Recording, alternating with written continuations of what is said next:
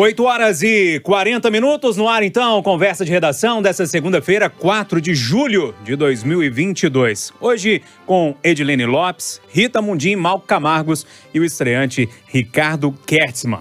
Pessoal, a gente começa com um tema que pipocou nesse fim de semana aí. O deputado federal e procurador de justiça Paulo Sampaio, do PSDB de São Paulo, diz que vai pedir hoje a abertura de uma CPI para investigar a possível relação criminosa entre o Partido dos Trabalhadores e o PCC. A revista Veja publicou trechos inéditos da delação do publicitário Marcos Valério à Polícia Federal em 2018, citando suposta ligação do partido com o primeiro comando da capital. Se a gente tem estreia, a gente começa com o estreante, então. Ricardo, bom dia. CPI ou não CPI? Bom dia, Júnior. Bom dia, amigos do Conversa. Bom dia, ouvintes da Itatiaia. Olha, investigação sim, sempre. Mas eu acho que CPI nesse caso é um pouco exagerado, sabe, Júnior?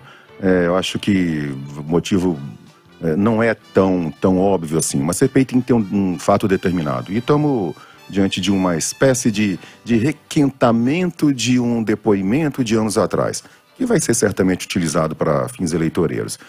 Agora, essa questão de PCC e PT, isso é uma ligação muito antiga. Eu vivi muitos anos em São Paulo e esse tipo de história já corre lá há muitos anos. E a questão é a seguinte, uma CPI vai apurar, de fato, o quê?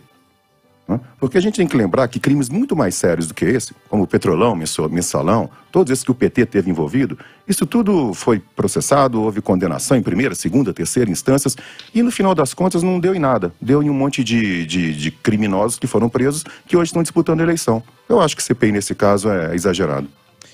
E aí, Malco Camargos, uma história antiga, segundo o Ricardo, mas que precisa de investigação. Com CPI ou por meio da Polícia Federal? Bom dia. Bem-vindo, Ricardo. Bom dia, Júnior. Bom dia, ouvintes. Bom, a gente tem que pensar muito o papel dos meios de comunicação nessa história, sabe, Júnior? Em véspera de eleição, alguns meios de comunicação, em especial algumas revistas, têm a prática de publicar capas com denúncias bombásticas contra candidatos. Eles chamam isso no meio de balas de prata, algo que pudesse mudar o resultado da eleição. Eu nunca vi isso dar certo. Se essa for a bala de prata para a desconstrução da candidatura do Lula, é bom procurar outro caminho. Primeiro, o denunciante não tem nenhuma credibilidade. Marcos Valério já tentou outras artimanhas para aliviar sua delicada situação penal. É bom lembrar, desde o Mensalão, Marcos Valério vem enfrentando a sua justiça e está preso há muitos anos no penitenciário mineiro. A denúncia é de 2018, ou seja, era material para 4 anos atrás e agora é requentada. Eu não tenho dúvidas, é muito melhor apostar na desconstrução da candidatura Lula, melhorando a economia. É sobre isso que vai se dar a lógica da eleição.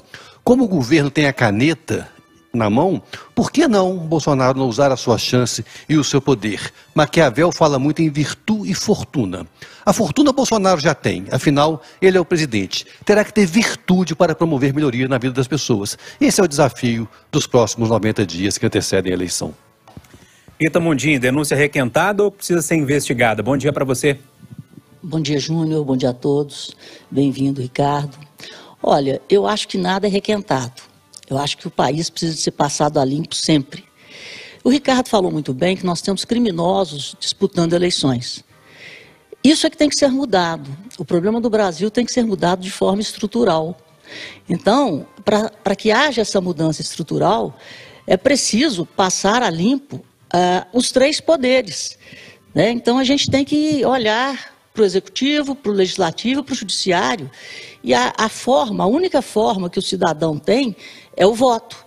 E eu discordo do Ricardo, porque nós temos que construir um país. Reclamar, falar que um é isso, o outro é aquilo, ok. Mas qual é a proposta? O que fazer diferente? E o que fazer diferente é uma construção democrática. Então, vamos agarrar a nossa nova democracia, jovem democracia. Somos um país com uma democracia muito jovem. E estamos passando, a cada dia a gente vai para o purgatório, reza Ave Maria, reza Pai Nosso e voltamos de novo. Mas é bom lembrar que nós estamos saindo de uma pandemia, Estamos convivendo com uma guerra, enquanto a inflação na Turquia está 78%, a inflação na Argentina está 66%, o ministro está demissionário, nós temos um país crescendo 1% e com uma inflação relativamente sob controle. Oi, Edilene Lopes, tem sentido aí essa CPI, aí eu falo nos corredores de Brasília, que você acompanha tão bem, tem algum sentido essa CPI? Tem apoio essa CPI ou não, é uma narrativa que deve ficar por aí mesmo? Bom dia para você. Bom dia, Júnior. Bom dia a todos. Seja bem-vindo, Ricardo. Um prazer dividir a bancada com você. Primeiro, Júnior, eu acho que a gente tem que falar que o que vai determinar o desempenho, por exemplo, do ex-presidente Lula nas urnas, na corrida eleitoral, o que ele vai propor para o futuro. E o que vai ditar o desempenho do presidente Jair Bolsonaro, e o Malco tocou nisso, é o que ele fizer no presente para melhorar a vida da população. Como, por exemplo, o aumento do Auxílio Brasil, o Auxílio Gás, o Auxílio Caminhoneiro, ele tem cumprido a cartilha, feito algo para melhorar momentaneamente a situação da população, porque a gente sabe que a situação hoje do Brasil econômico é uma situação mais grave. O ex-presidente Lula ficou 1 ano preso, acusado de corrupção, e ainda assim ele lidera as pesquisas. Por esse elemento, que é a acusação de corrupção, ele já sofreu desgaste e manteve parte do seu eleitorado. Então, o impacto desse tipo de desgaste ele é menor para o ex-presidente Lula do que seria para o presidente Jair Bolsonaro, que levanta a bandeira da anticorrupção, e se houvesse alguma denúncia nesse sentido, ou qualquer outra de corrupção que o ligasse diretamente, aí sim ele poderia sofrer um grande desgaste. Para o ex-presidente Lula, nem tanto. Eu fiz uma apuração aqui rápida, conversei com alguns parlamentares da base da oposição agora cedo. A esquerda acredita que essa CPI não vai sair do papel, mesmo que o presidente Jair Bolsonaro tenha uma base grande na Câmara dos Deputados. Isso porque Marcos Valério e o Mensalão já não são fatos novos e os adversários acreditam que esse seja um desespero